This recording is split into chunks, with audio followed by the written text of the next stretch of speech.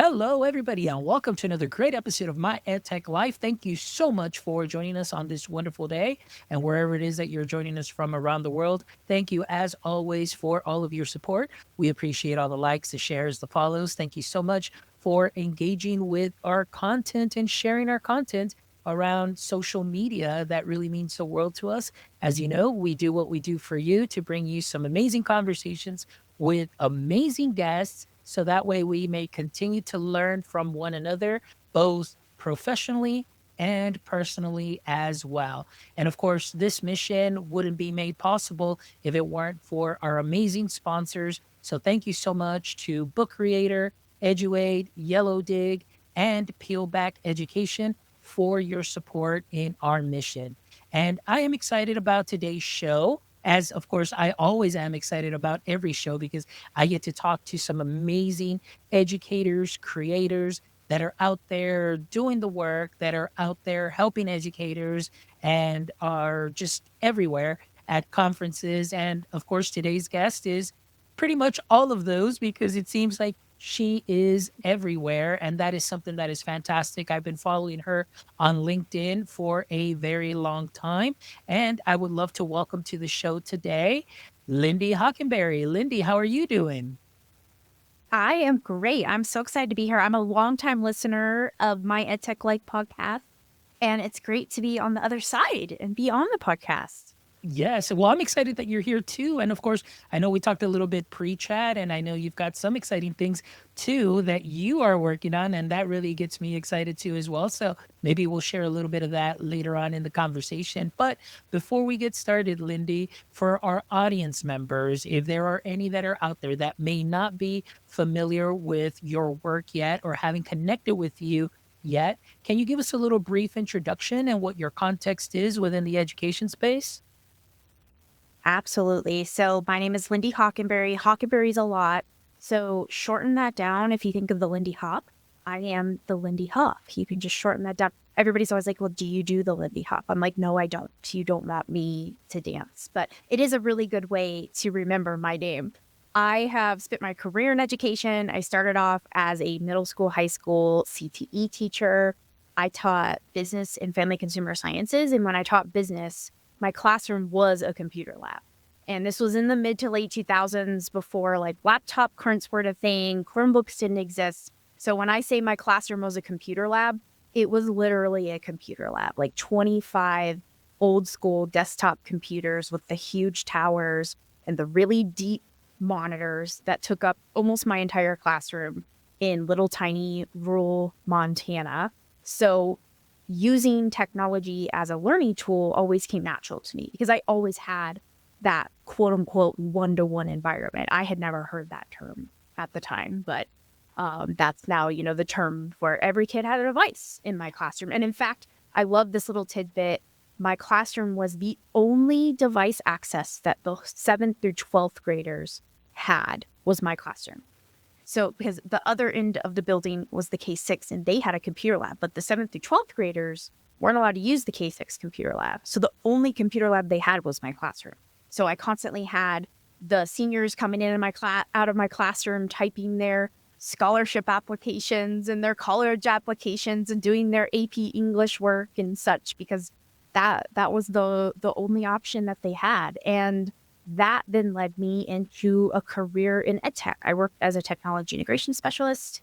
And then for the last 11 years, I've been a K-12 EdTech advisor and strategist, helping schools, educators unpack the effects of emerging technologies on their curriculum and their instruction. So I do a lot of professional development, a lot of thought leadership around the K-12 EdTech space. That's excellent. And you know what? What a great experience from when you first started and just being within a lab the whole time. And I mean, you've seen it all. You've seen everything, in the way that, at the rate of change that everything is going. It's just been amazing. And the fact that you were there also helping students or seeing them just, type in their scholarship applications and so on.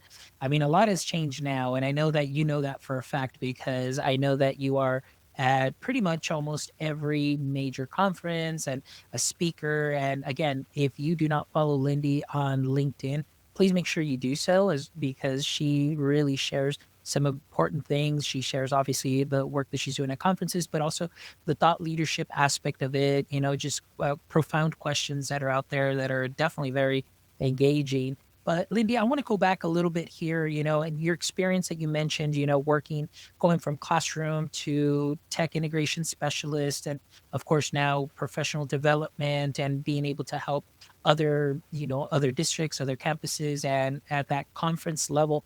I want to ask you, at what moment or what was one moment in your early classroom days and teaching that kind of shaped the way you think about educational technology? Ooh, I love that question. When I was teaching business education in the US can be very business, it can be businessy, like marketing and accounting, or it can be very tech heavy. It can be a mix of both. Mine was very tech heavy, hence the computer lab being my classroom. And this was at the time where, smartphones were just starting to become a thing. Like I remember my kids had their hands in their pocket, like texting on their flip phones using the old T9 text method, during this time. And I just remember looking at them, and my accounting class was a great example of this. We were doing the old school, pull out the paperwork books and do the T charts and follow the textbook.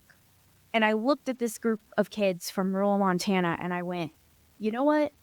No, they need to learn QuickBooks because several of them are going to this day, like they're going to run their family ranch, right? And they need to understand QuickBooks. So I bought QuickBooks. So I had to put like sticky notes on the computers that had QuickBooks on it. And I just totally changed like might even been quarter way through the school year. I was like, nope, we're changing gears. We're going to learn QuickBooks because this is what you guys need. And that to me was like a moment where I was like, these kids, and honestly, I was really young when I started teaching. I was only 4 or 5 years older than some of my students that were seniors in high school, right? So I'm in the elder millennial group. They were solid millennials. So I had experienced that huge shift of like in high school, I was taught how to use a card catalog in the library. And then when I got to college, I was expected to know how to do a Google search and use Google Scholar and use these online databases to find research. And I had never been taught that when I was in school. And it's nobody's fault. It's just the sign of the times and the change. And I looked at them and I was like, you know what? They are in the exact same position. Let's throw these paper workbooks out the window and let's give them a 21st century, what do I want to use some jargon there, right? Like learning experience. And that was just a key moment for me as a teacher to be like, nope, you know what? The world is changing. This is no longer relevant. We have to change and switch. And that has really guided my education and ed tech career ever since then. Nice. And that is great to hear, especially that transition and your story of going into college and learning how to use, of course, the computer, Google Scholar, and then, of course, databases and everything. And for myself, I mean, I'm going to age myself too, in the sense that, getting out of high school, we're using card catalog. And then when I got into university, we did have access to the databases and things of that sort there at their university, but I was still, for some courses, I was still using the microfiche machine. And for a lot of you may hear microfiche, you're like, what is that?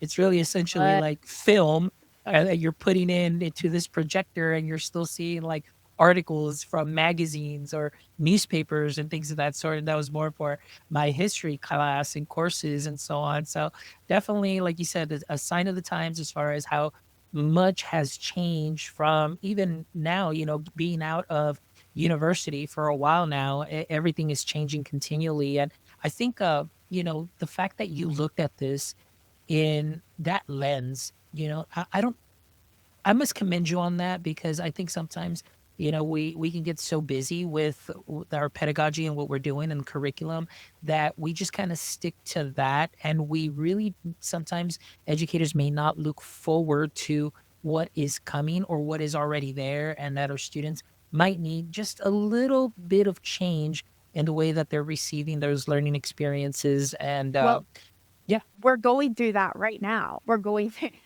that exact scenario. And actually, I use this example. I have a training I do that's all about how AI is changing research, right? And I use that exact same example of I tell them my experience as a high school and college student and how I didn't go into college prepared. And it wasn't my high school teacher's fault. And I went to school in rural Montana. I taught in rural Montana. If you didn't get the hint, I live in Montana. Um, my rural Montana teachers, they didn't have the resources for somebody to tell them and teach them that research was changing. And in fact, another full circle moment in my education career. This summer, I was able to do some sessions at the Montana After School Summit. And so it was all Montana teachers that run these after school programs. And one of the sessions I did at their summit was all about how research skills are changing in the age of AI. And so one of the very first questions I asked is, who is using Perplexity? I think maybe one hand of 35, 40 teachers in the room went up. And I said, who has never even heard of Perplexity?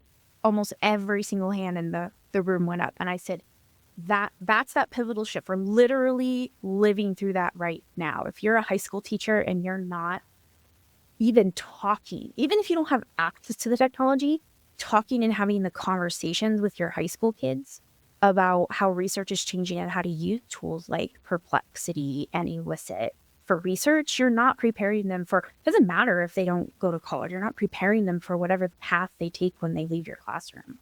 which right now, this is a nice segue. And you kind of hit a little bit because the next question that I did want to ask is, I know you and I, like for me, my philosophy has always been the KISS philosophy. Keep it simple and streamlined. I know some people put something else on that last S, but for me, Heard yeah, another version of that. yeah, there's another version out there that's floating around, but that's not mine. I have always been one of those that I want to keep it simple and streamlined for all my educators. And so I want to ask you, with that example in mind that you gave, and I know you kind of hit on it a little bit, but in your experience, we know, at least for us that are out there and doing the research and, always trying to stay at least 10 steps ahead, 15 steps ahead of everything that is happening. We know that essentially the technology is supposed to help us make things at least a little bit more streamlined, a lot easier. But sometimes, in some ways, it's still making things a little bit harder for educators. And mainly because there might be some educators still that may feel like, okay, this is something else that I got to guard against. This is just another thing added to my plate. So I want to ask you, in your experience when you go talk to educators and do conferences and so on, how do you flip it on them to kind of maybe help them change that mindset? I love that. I call it the one more thing mentality is really ingrained in education, and for good reason. Educators are filled to the brim. I use the analogy of a jar of marbles, and education is like a jar of marbles that is overflowing, and we keep throwing marbles in, and then they're just falling out and rolling all over the floor, and people are tripping over them and stepping on them and falling and breaking their legs, and we just keep throwing more marbles at it, right? So like there's very much this mentality of not one more thing, not one more marble, don't throw one more marble at me. So literally, like, that is one of my main missions in the work that I do, is to help educators and get them to see and give them strategies and tools and templates and toolkits that help them make it so it isn't one more thing. One of my big initiatives right now is this idea. I'm working a lot in AI and education, as you can imagine, a big focus around AI literacy and the importance of AI literacy. Well, of course, when you go to a teacher and they're like, hey, guess what? You got to teach AI literacy now. One more thing. When I don't have the time, when I do it. So my perspective is this idea that AI literacy isn't extra, it's core. And what I mean by that is technology does not exist outside of core curriculum. Humans create technology because they went to school and they learned and they understand core curriculum. They know math, they know science, they know English, they know social studies, music, the arts, right? Like on and on and on and on. CTE, of course, all of them. It's because they know and understand these things, they're able to take that knowledge and create these really amazing technologies. But then what do we do in school? We take and we pull that completely out of our curriculum and don't embed it, right? So let's use the example of AI literacy. AI, when you boil it down to the basics, is literally math. It's pattern recognition. AI is looking for patterns. It does it very, very quickly, way faster than human brains, right? In order to make predictions based upon its training data set. That's math. So I show teachers how you can actually take and embed AI literacy concepts within the standards and learning goals that you're already teaching. Does that make sense? So it doesn't have to be one more thing. It doesn't have to be an add-on. It doesn't have to be its own class. You don't have to have an AI literacy class now that we know how important it is to teach AI literacy, right? Which is typically what we've done with the concept of digital citizenship. Is pull it out. I have a whole nother initiative about that, but Yeah. I won't go there right now. Yeah. And but I agree with you. Sometimes it just feels like we silo all of these things, and that's why it just feels so overwhelming and overbearing on teachers that it's one more thing. But if like yourself being an awesome bridge from the world of tech into the classroom and showing how and bridging that tech and those initiatives and the generative AI and digital literacy and all that good stuff, and you're that bridge to show them how this is already or can be embedded into their core content is something that is fantastic. And I think sometimes we do miss the mark. And I'm talking as far as at the district level, because I think this is the way we've always done it. Any new initiative is just an add-on, but why not let it be something that is built in, or that they can see that it is already something that's built in, and that you're just like I always say, sprinkling a little extra to what they are already doing great. It's already sprinkled in there. You can, build off of that. So I really like that you're sharing that with us, because I think oftentimes what we hear and what I see on LinkedIn, and you and I are very active on social media, it's like we see like initiative, through initiative, and then you see, for example, this organization has got, digital literacy, AI literacy. Then this other foundation has, AI literacy. And I remember your question on LinkedIn. It's like almost like saying AI literacy for that many times, it kind of loses its meaning. And we really don't end up not knowing what it is, because everybody has a different definition of it. But Yes. but I love the way that you are framing this for the teachers, that it doesn't have to feel like an add-on. It's already something that you're doing, but you're making that connection. That's fantastic, which kind of leads me again to my next question. This is fantastic the way it's working out.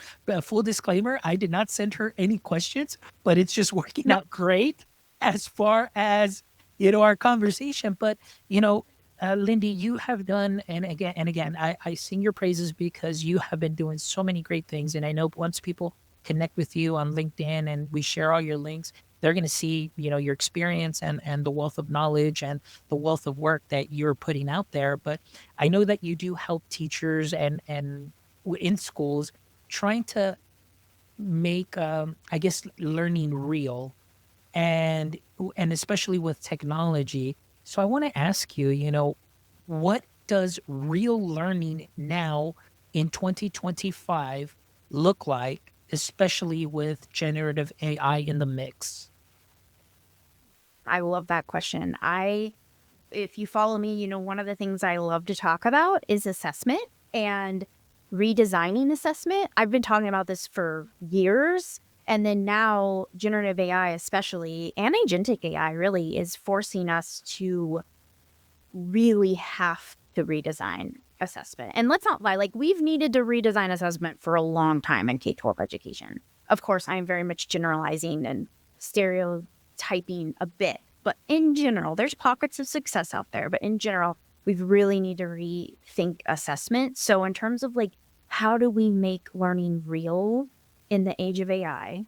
I think there is a huge reason that we need to move from focusing on products to focusing on process, right? How much more do we make learning real than going through assessing the whole process of learning rather than just that final test or essay that is written? So that's number one.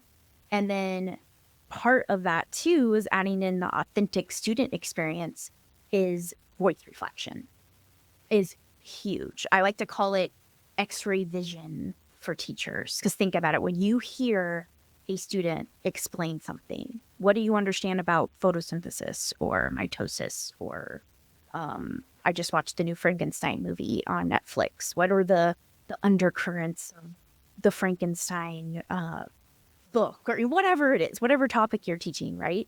What better way to know if a student is truly understanding the learning outcome, the standard, than to hear them explain it, right? And Yeah. there's no way that you can fake or use AI to inauthentically or somehow copy and paste a voice reflection, like a true rifted voice reflection, right? So I actually created this framework. I call it the assessment puzzle. I created it in the last year or two of this idea that one way, and I want to stress that this is not by far not the only way to redesign and rethink about assessment in the age of AI, but one method, one strategy that you can do is this idea of thinking about different puzzle pieces. So I have a puzzle piece that is text. Text is still very important. There's a puzzle piece that is video. There's a puzzle piece that's voice reflections. There's a puzzle piece that's collaborations with AI. Annotations is a big one, right? And the whole idea of the framework is you need at least 3 puzzle pieces to make a puzzle. Like 2 pieces, like that's not a puzzle. It requires no critical thinking about how to put those pieces together, right? But once you add a 3rd piece in, you now have a puzzle. So you need at least 3 pieces of a puzzle, of these different puzzle pieces, and put them together to create this assessment. And it have to include voice reflection, but I won't lie that I feel like there's some puzzle pieces that have more oomph than other puzzle pieces, and voice reflection is one of them. And again, like what better way to make learning real than to talk through and explain your learning process? I love that. I love it, especially that framework. Really, it's just the fact that you have four and then, using three out of the four to assess, I think that's fantastic. And I do agree with you, all of those are all great. But like you said, sometimes there's some that have a little more oomph to them. And for me, I'm with you on the voice. I am a big proponent. And even while I was in the classroom, is just using like students having to record their voices, record their presentations, doing voiceovers and just getting their thought process. There's just something so genuine about it. And it's very true the way that you describe it, as far as being that x ray.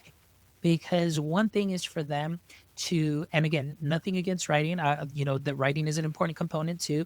They can go ahead and write, but there's just something about them when even you hear their inflections when they speak, their facial expressions, they're still conveying a message there. And again, like you said, being able to tell, what their thought process is. And even though they may do some research and they may, get generative AI to help with an outline or anything like that, but when they present it to you in such a way, I think that that's something that is so valuable there. And that's why for me, just podcasting in the classroom is something that has been great, and little micro podcasts that are like 90 seconds where I would say, okay, here's what you need. This is what I need you to explain. Here's the topic, World War II. So that's the main, I need a main idea. I need you to describe to me or tell me what started World War II, who the main characters were, and how did everything end. And you have 90 seconds to do that. And you have to do it in the third person, and so I would give them and implement different ways of them to be able to do these podcasts. But the fact that now they have to think about the process, they have to do the research. Now they're writing. Now they have to trim the fat and keep it lean so it's within that 90 seconds and make sure that it hits all of those expectations there that were in the rubric. And it was just amazing what they were able to produce. One of the gains that I did see is that my emergent bilingual students were acquiring proper vocabulary, and also just the English language was a lot more fluent. That from beginning of the year to the end of the year, you saw a noticeable difference. And the fact of the matter is that now, as teachers, and I always tell them that you have a digital learning artifact that if you ever need to go into a 504 IEP ARD and whatever other alphabet soup meeting you need to go into, you have evidence of learning from, you have evidence of where the child started to where they're at now, maybe mid-year, at the end of the year, and there's documentation there rather than just showing up and saying, well, they're getting 70s, they're getting 60s. Well, what can the student do? Well, study more. Well, no, I mean, look at what I have. I have them, look at how they're speaking, look at the growth. We need to work on this. This is how they're going to improve. And now you have a plan of action that you can share. And so those are some of the things too that, I mean, that I always say that with what you're doing, those are wonderful artifacts that can be set aside in a folder and portfolio that they can continue to take along with them as they move on from year to year and show that progress, but also evidence of learning. And I think that's so powerful. I mean, and even in my dissertation courses, I had, talking about principles, I had assistant soups in some of those courses. And I remember my professor saying, okay, guys, this is what we're going to do for this semester. You have a choice board. You get to choose how you want these 22 contact hours. You can either read a book or do a book study. You can go ahead and write an essay. You do whatever way or combination thereof. And just the look on the adults' faces when they're like, what do you mean? And I was so excited. I was like, this is amazing because this is what I do with my kids. And I was like, this is my jam. Like, I'm totally gonna ace this class. And of course, there's me raising my hand, say, Professor Jewett, can I do a podcast? Sure, go ahead. I was like, that's it. I'm done. I got an A. I'm good. But everybody else in there, what shocked me was it was more of just tell me what to do so I can mimic what you're giving me to get the A. And so I love your framework that it's not about mimicry. It's about actually putting thoughtful effort into the learning and showing the real learning. So man, that's great.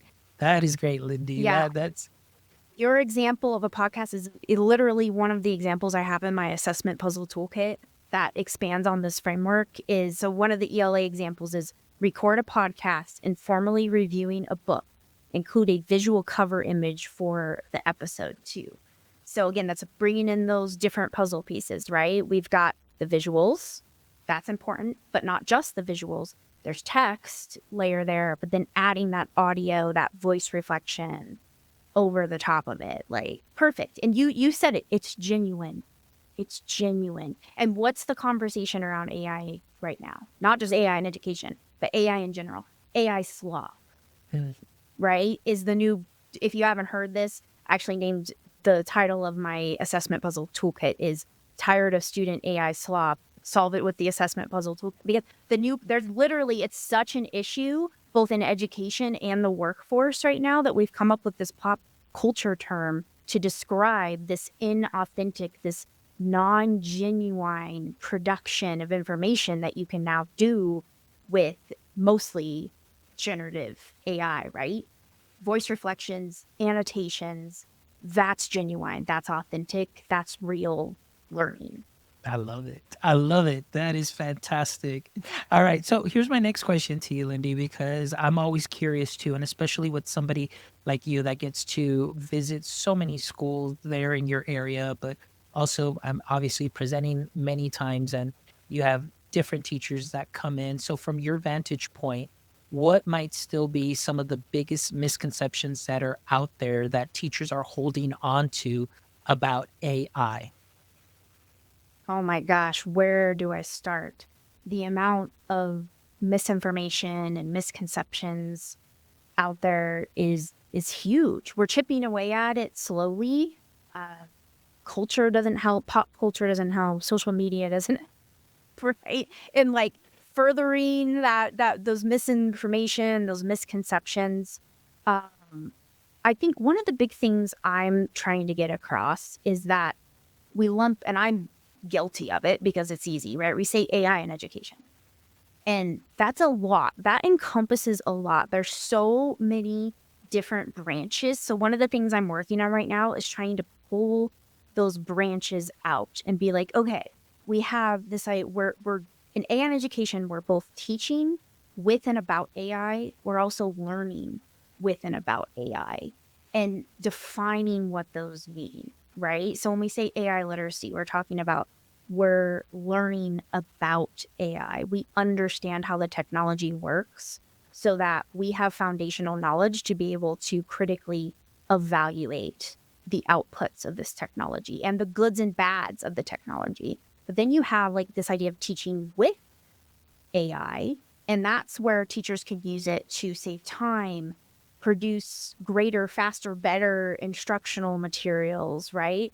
Then you have the idea of like using AI as a learning tool, like leveraging the power of AI to be a learning tool. That is where the most misconceptions, well, I shouldn't say that because there's a lot of AI literacy misconceptions out there, which then trickle down, right? When you don't have that foundational knowledge, whenever I have school administrators contact me, I'm like, hey, I want you to come do a training with our teachers on AI. My number one question is, do they have foundational knowledge? And I have an infographic I send them that has 4 sections that outline the things that they need to understand: compliance, basics, right? Data privacy, that's kind of under the compliance part, how to critically evaluate and why it's so important to critically evaluate.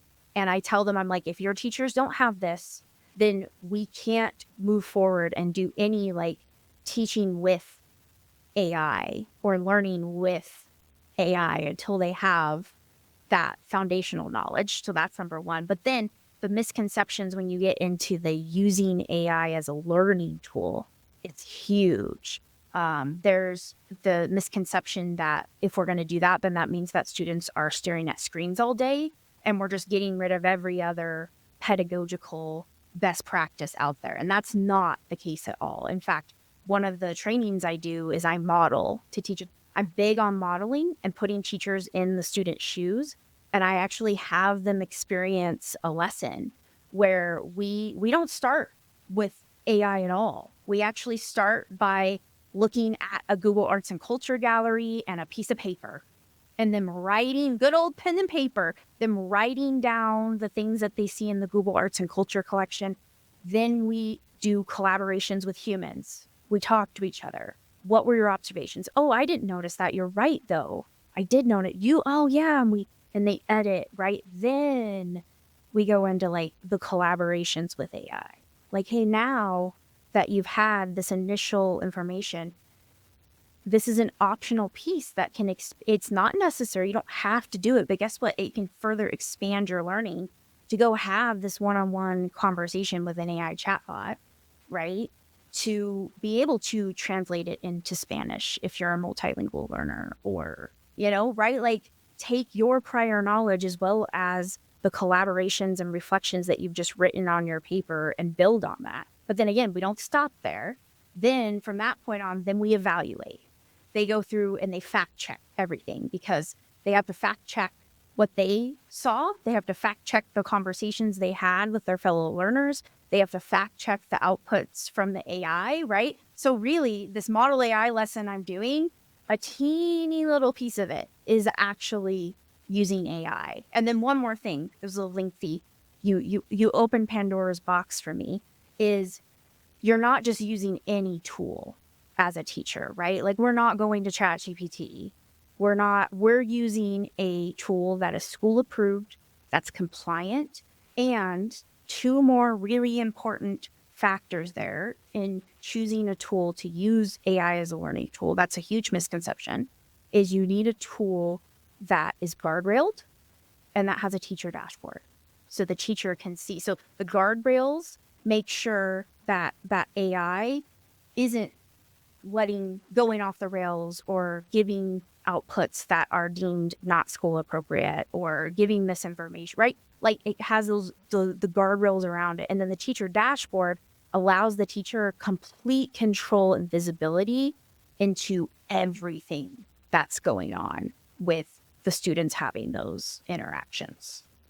One of the things that I want to go back to is just the way that you describe this. And I think for a lot of teachers, they really need, obviously, they need to hear this podcast and they need to hear the way that you describe the work and the work that goes into it, that it's not just putting them in front of the screen. They get on AI or generative AI platform and just, like you mentioned, getting the slop and just submitting that. But the fact that not only are you having them, let's say, visit a website, like you said, the arts and culture, they're getting some information, they're writing this down, they're having that, thought partner or peer-to-peer discussion. There's discourse, there's all of that going on, even before you're even using an AI tool or a generative AI tool.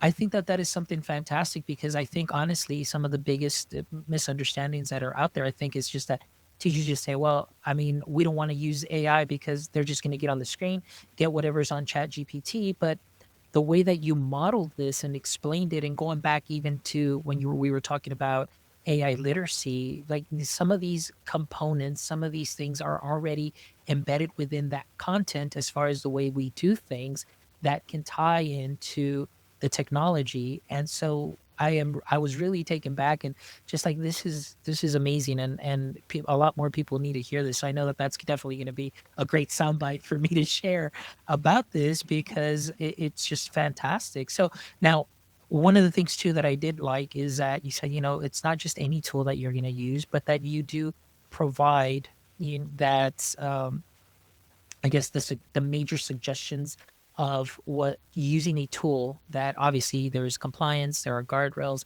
something that would have a teacher dashboard just to be able to see those things. So I want to ask you now, as you know that ChatGPT now is available to educators, Mm. and it's supposedly just not going to be training on any of your data at all whatsoever. I did go and sign up and just to see, and what happened is I was prompted. It said, okay, your email works, check, it's a education email. Then of course I was prompted to, would you like to connect your Google Drive? Would you like to connect this? Would you like to connect that? And that's where I got a little iffy, where I was like, I know you're telling me that you're not going to be training on my data, but why would I want to connect? Or you're asking me like for a better workflow, connect this and connect this and connect this. And I don't know, I just got really iffy about it because I know that they're also saying this is going to be free through 2027 for teachers. What do you think that this is going to look like once we get into 2027? Do you think that now, ChatGPT has entered that market already within education where now the teachers won't be able to live without it? And so, what are your thoughts on that? Oh, I love that question. I shared out the announcement was last week. I shared Mhm. it out in my November newsletter that, hey, this is brand new. This is huge, in my opinion. I have been preaching for, by the way, this week is the third anniversary of ChatGPT. Of 2022 is when it came out. So 3 years I've been preaching that teachers, in order to teach AI literacy to their kids, have to have AI literacy. An important part of that is having access to frontier models that have the capability, the full capabilities, because oftentimes the tools that are compliant are not those frontier models. They're older models for many, many reasons. A lot of it has to do with cost, it has to do with integration, like so many things. I won't go down the technical rabbit hole there. But when you as a teacher don't have access to those models that are sometimes significant improvements, you can't see the full capability of the technology. So then you don't fully understand. One of the things I do in my assessment puzzle conference session when we're talking about redesigning assessment in the age of AI is I give them a preview about where the technology is. And most of the time I have gasps and big wide eyes and jaws dropping to the floor because most people have no idea, because what's available at the consumer level and then is limited compared to what's available at the enterprise level. And then what's usually available for schools and teachers that's compliant is usually a step below what's available at the consumer level, right? So if you haven't seen what Yeah. this technology is capable of and how fast it's moving and changing, you might not, as an educator, fully understand and embrace that reason and why you have to change and you have to learn yourself and you can't just fan and block and ignore the technology. Does that make sense? Yes. So in terms of that, that's where I was like, oh, this chat GPT for teachers is huge, right? Like this could potentially be huge to give educators unlimited access to the frontier models. And that was the key difference for me. So up until last week, you had to pay $20 a month for ChatGPT to get not limited access to the frontier models. And the free version of ChatGPT, and that's another thing, if you only ever worked in the free version of ChatGPT, you don't even understand that you're limited or what a frontier model is, because there's no way to toggle between different large language models in the free version of ChatGPT. So from that basic AI literacy perspective, I was like, oh, wow, this is huge. But I made sure to say in my newsletter, this is brand new. I'm still exploring it. They're saying they're compliant, but this has to be checked. So one of the things that I do not love that they did, that ChatGPT, or I should say OpenAI did with ChatGPT for teachers, is they made it so that any person from a school can go sign up and verify and basically like claim that school's domain, right? Where really it should be required that like a tech director or someone from the school is doing that and is going through those compliance checks and then adding teachers from the school in with their school email addresses. Because that's a huge potential compliance breach that's now out of the school's control. So I really don't like that part of that. I am digging into like, all right, they're saying they're compliant, but what level? Like, what are their privacy policies actually saying? Are they actually FERPA compliant? That's really, really tricky to determine, and it takes diving in to and actually looking at their privacy policies to determine that.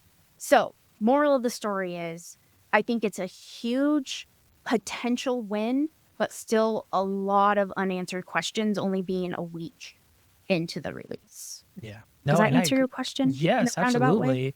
Yeah. I mean, great answer. And again, like to me, it just seemed like, well, when they're encouraging you to, oh, go ahead and connect your Google Drive to this and connect this. Right there, I was like, "Ugh," like I just really don't feel comfortable with that. Compliance, red Yeah. flags Yes, everywhere. Yeah. exactly. It's for teachers. It's not going to train on my data, and so for any teacher, it's like, well, it says it's not going to train on anything.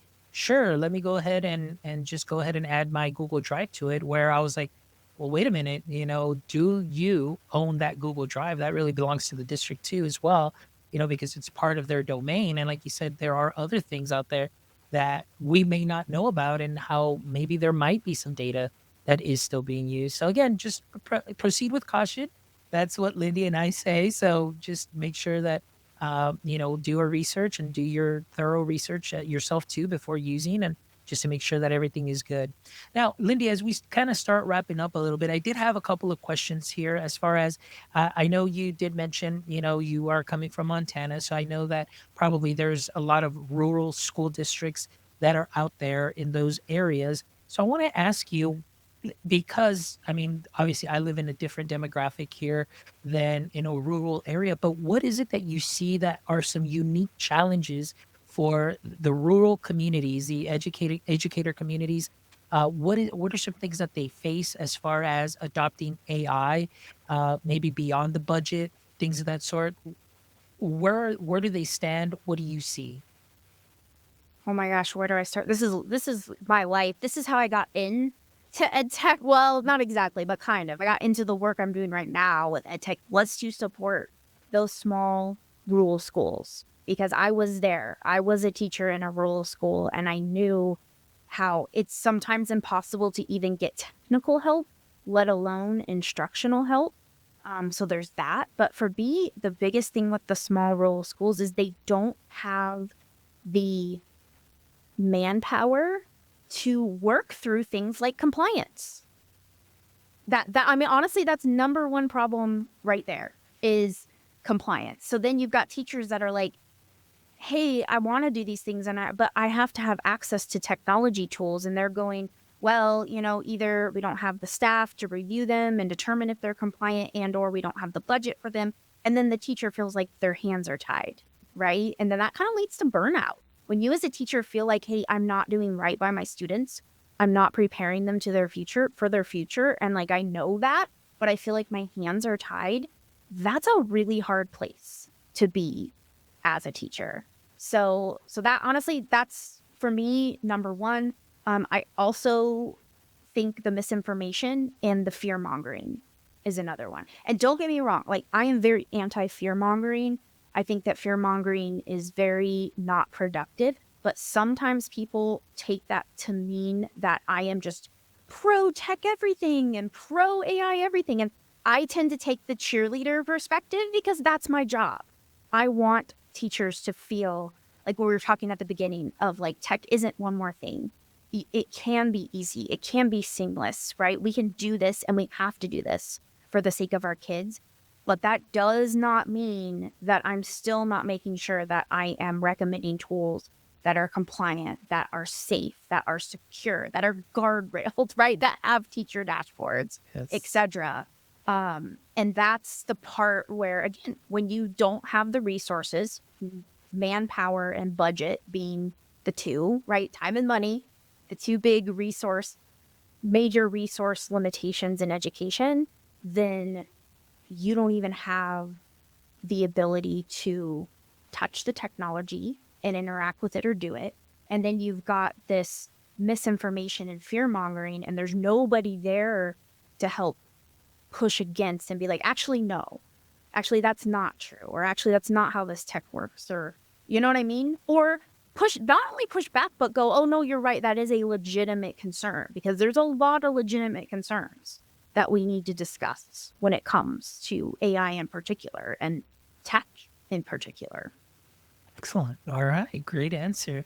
Well, Lindy, it has been an amazing pleasure to have you on the show and just talk all things ed tech, generative AI with you. And I definitely learned so much. And I know that our audience members listening to this show will definitely take a lot of great gems that you shared with them today. And of course, I encourage all our listeners to please make sure that you click on the links in the show notes so that way you can follow Lindy and you can visit her webpage also as well. But Lindy, let us know for our audience members that are wanting to connect with you, or maybe there are some school district leaders that are listening and say, "Hey, you know what? We need Lindy to come and really work with us and help our teachers." What might be the easiest way for them to get a hold of you? Yes, my website. My website is the key to everything, lindyhoc.com. So that's LindyHoc.com. That will give you access to all of my social channels, my blog posts. I do a lot of events and webinars and podcasts are all linked from there. I have a lot of really great resources in my blog. You can also get my assessment puzzle toolkit. It's 20 pages. It's a free download. It's on the website as well.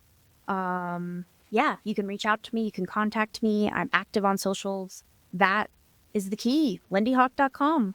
All right, excellent. So we'll definitely make sure we link that. And you heard it here, guys. Make sure you go to that website so you can connect with Lindy. And please make sure that you do connect with her on all socials. You do not want to miss out on all the great things that she puts out. And then that way you'll also know where it is that she'll be. She may be in a city near you, and maybe, hey, you can go ahead and stop by that conference and, catch her presentations. All right, Lindy. But before we wrap up, I always love to end the show with these last three questions. But because you are a very special guest, I'm throwing in a bonus question that wasn't shared with you. So hopefully you're ready Okay. for that one. But let's go ahead and do the ones that we are for sure familiar with. And so, as we know, Lindy, every superhero has a pain point or a weakness. And for Superman, kryptonite was his weakness. So I want to ask you, Lindy, in the current state of education, and this encompasses AI and education too as well, what would you say that you would consider to be your current edu kryptonite? Oh, definitely the act like it doesn't exist culture in education when it comes to technology. Like pulling the wool over your eyes, acting like outside these classroom walls, the world isn't changing and that technology doesn't exist. And I'll tell you why. It's because it removes you from the conversation. And in order to shape the future of technology and make sure it goes down the good path and not the bad path, you have to be a part of the conversation. And you means everyone in the school, your teachers, your leadership, your staff, and of course, your students all have to be part of that conversation. Fantastic answer. I love it. Thank you so much for sharing that one. All right, question number two. If you could have a billboard with anything on it, what would it be and Mhm. why?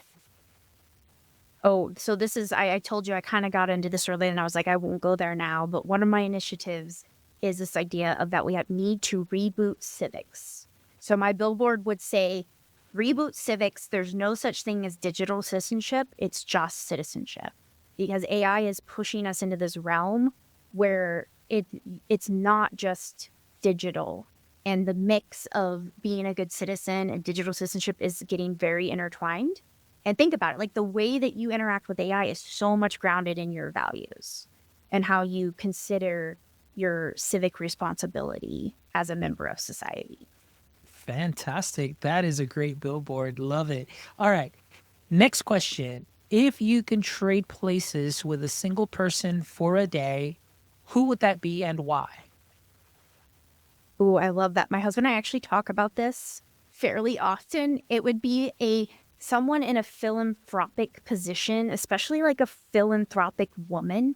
And the reason is one, I just want to be able to like know what it feels like to be able to just give, right? And two, I would use that day, if I had a day to switch places, to give to kids.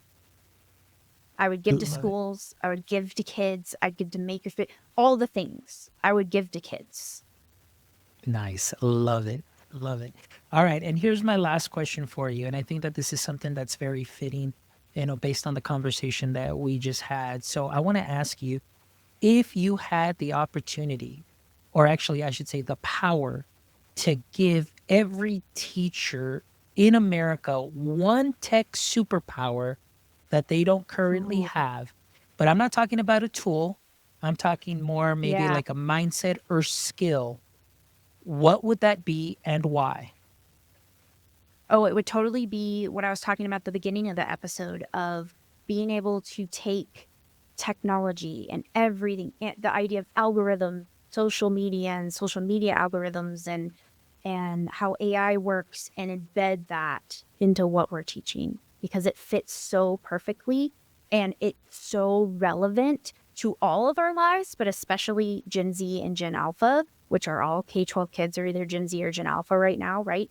And it would add so much more relevance to learning. And we are really, and again, generalizing, there's pockets of success, but overall, K-12 education is lacking relevance. And I think that has a trickle effect to so many of the other challenges we have in K-12 education. So adding relevance and teaching those information literacy concepts as part of the core curriculum and the standards that we're already teaching. To summarize Nice. that in one Love it. sentence. Love it. Great. Thank you so much, Lindy. I really appreciate you being here today and being just an amazing guest. I had a wonderful time here learning more about you, learning more about the work that you're doing. So I definitely wish you the best in the remainder of this year and wish you a successful 2026. As you make it out there, travel and going to conferences and all that great stuff. So, and as always, once you are a guest of My EdTech Life, you always have an open invite. So whenever you got your next book, whenever you've got your next big project or anything, or, oh, we didn't even mention this, or I don't even know if we should or not, but I know that you are working on something that, should be coming up, but No, I don't know. yeah, we can talk about it. Okay, yeah. So let's add that little segment here because I was gonna say, Okay. or maybe when you start your now I can officially say it, your podcast, then you can definitely come back. So I'm really excited. So, but before we wrap up, tell us a little bit more about that project, Lindy.